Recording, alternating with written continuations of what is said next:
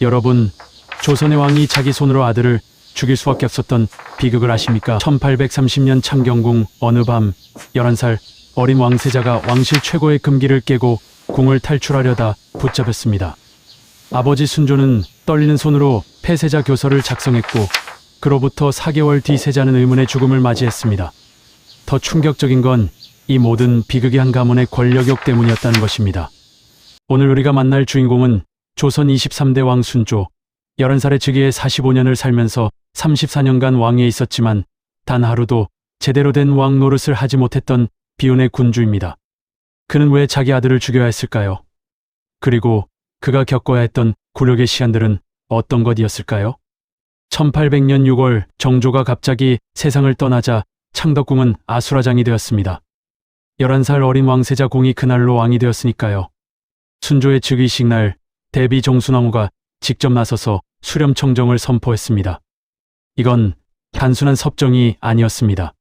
정조시대 내내 억눌렸던 노름, 벽파 세력에 대해 역전극이었죠. 즉위 불과 사흘 만에 정조가 그토록 아끼던 규장각 신하들이 줄줄이 쫓겨났습니다. 정조의 측은 체제공은 파직되고 시파학자들은 유배형에 처해졌습니다. 11살 어린 순조는 데뷔전 앞에서 무릎을 꿇은 채 모든 인사 결제에 도장만 찍어야 했습니다. 이건 단순한 권력 투쟁이 아니었습니다. 150년간 이어져 온 붕당 정치가 완전히 무너지고 특정 가문이 왕권을 농락하는 세도 정치 시대의 시작이었습니다. 그리고 이 시스템은 순조가 죽을 때까지, 아니 조선이 망할 때까지 계속되었습니다. 문제는 1805년 정순왕후가 죽은 이후에도 상황이 전혀 나아지지 않았다는 것입니다. 16살이 된 순조는 이제 친정을 할 수 있었습니다. 하지만 그의 장인 김조순이 등장하면서 진짜 악몽이 시작되었습니다. 김조순은 영조의 후궁 소생 은원군의 오대손으로 왕실과 먼 친척이었는데 자기 딸을 순조의 비로 들여보내는 데 성공했습니다.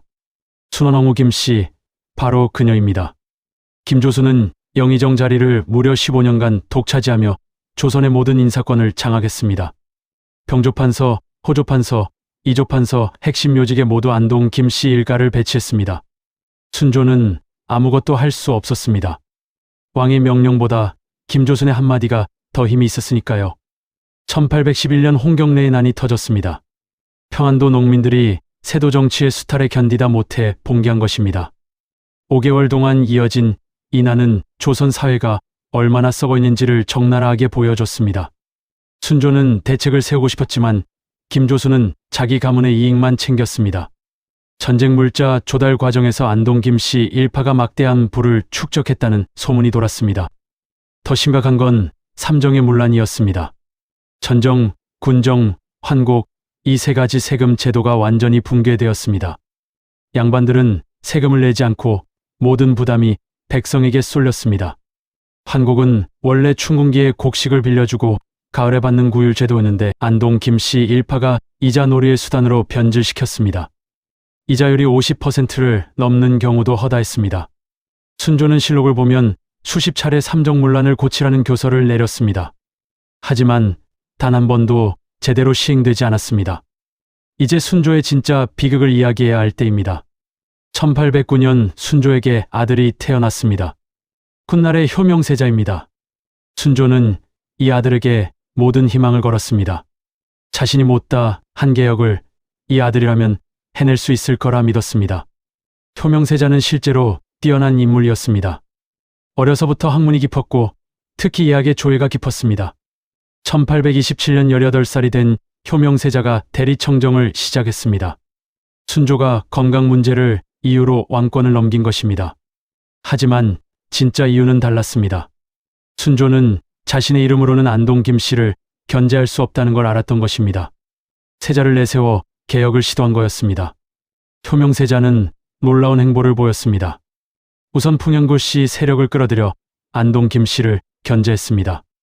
효명세자의 장인이 조만영이었는데 그를 영의정으로 앉히며 김조순의 아들 김유근을 견제했죠. 두 번째로 규장각을 부활시켰습니다. 할아버지 정조의 개혁 정신을 이어받으려 한 것입니다. 세 번째는 예학의 중흥입니다. 효명세자는 궁중무용을 직접 안모하고 왕실의 권위를 회복하려 했습니다. 현재 국가무형문화재로 지정된 춘행무 처용무의 상당 부분이 효명세자가 재정비한 것입니다. 하지만 안동 김씨가 가만히 있을 리 없었습니다. 수원왕후 김씨는 자기 오빠들과 함께 세자를 압박하기 시작했습니다. 궁중 내 모든 상궁과 나인이 안동 김씨의 정보망이었습니다. 세자의 일거수일투족이 보고되었습니다. 1830년 6월 마침내 사건이 터졌습니다. 효명세자가 갑자기 병을 얻어 쓰러진 것입니다. 22살의 젊은 나이였습니다. 칠록에는 학질과 이질로 기록되어 있지만 당시부터 독살설이 끊이지 않았습니다. 세자의 증상이 너무 급작스러웠고 왕실 최고의 어이들이 손을 쓸 수 없을 정도로 빨리 악화되었으니까요.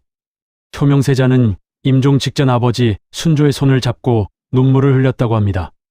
아바마마, 소자가 다 하지 못하고 가옵니다. 순조는 그 자리에서 기절했습니다. 이틀 뒤 효명세자가 죽자 순조는 5일 동안 물 한 모금 마시지 않았다고 합니다. 효명세자의 죽음 이후 상황은 더욱 악화되었습니다. 세자의 아들, 그러니까 순조의 손자가 8살의 나이로 왕세손에 책봉되었습니다. 훗날의 헌종입니다. 순조는 더 이상 버틸 힘이 없었습니다. 아들이 죽은 충격으로 건강이 급격히 나빠졌고 1834년 11월 45세의 나이로 승하했습니다. 그의 죽음과 함께 8살 헌종이 즉위했고 순원왕후 김씨가 수렴청정을 시작했습니다. 이제 안동 김씨의 권력은 그 누구도 막을 수 없게 되었습니다. 순조 시대의 결과는 무엇이었을까요? 첫째, 왕권의 완전한 추락이었습니다. 조선 건국 이래 왕은 하늘의 아들이자 절대 권력자였습니다. 하지만 순조 이후 왕은 외척 가문의 꼭두각시로 전락했습니다. 헌종, 철종, 고종에 이르기까지 3대에 걸쳐 이 시스템이 이어졌습니다. 둘째, 백성의 삶이 파탄났습니다. 순조 제2기간 동안 전국적으로 밀란이 빈발했습니다. 1811년 홍경래의 난을 시작으로 1833년 진주밀란, 1862년 임술밀란으로 이어지는 대규모 농민봉기의 시작점이 바로 순조 시대였습니다. 삼정의 문란으로 농민들은 토지를 잃고 떠돌아야 했습니다. 셋째, 조선의 국제적 고립이었습니다. 1800년대 초반은 세계사적으로 엄청난 변혁의 시기였습니다.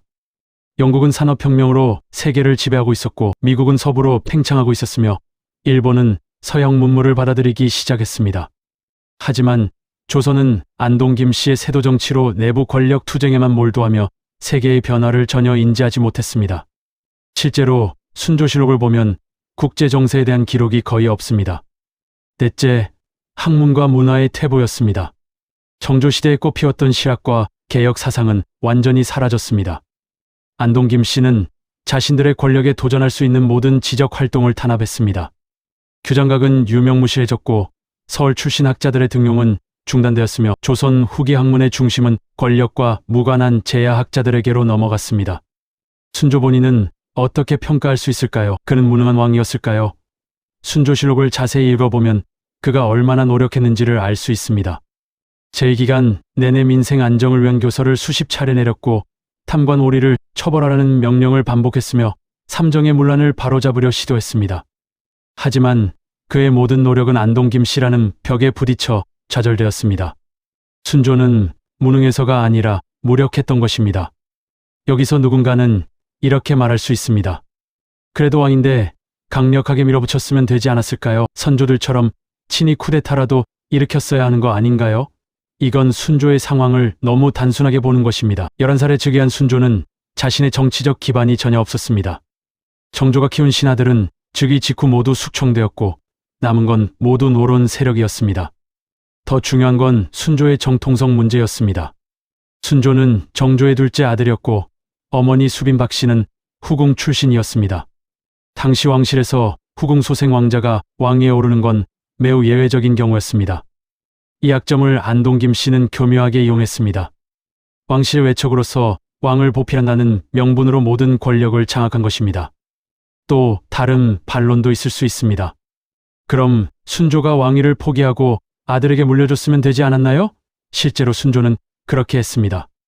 효명세자에게 대리청정을 시킨 것이 바로 그 시도였습니다. 하지만 결과는 아들의 의문사였습니다. 안동 김씨의 권력망은 왕실 내부 깊숙이 침투해 있었습니다. 왕과 세자가 먹는 음식, 마시는 약, 모든 것이 그들의 통제하에 있었습니다. 순조는 아들을 지키지 못한 자신을 평생 자책했고 그 죄책감이 그를 죽음으로 몰고 갔던 것입니다. 또한 당시 유교 이념 상황이 외척과 정면으로 충돌하는 것은 극도로 어려운 일이었습니다. 왕후는 왕의 배필이자 나라의 어머니였고 그 가문을 공격하는 것은 왕실의 안정을 해치는 불효이자 불충으로 여겨졌습니다. 안동 김씨는 바로 이 유교적 명분을 방패로 삼아 권력을 독점한 것입니다. 순조의 일생은 조선이라는 거대한 배가 침몰하기 시작한 순간을 상징합니다.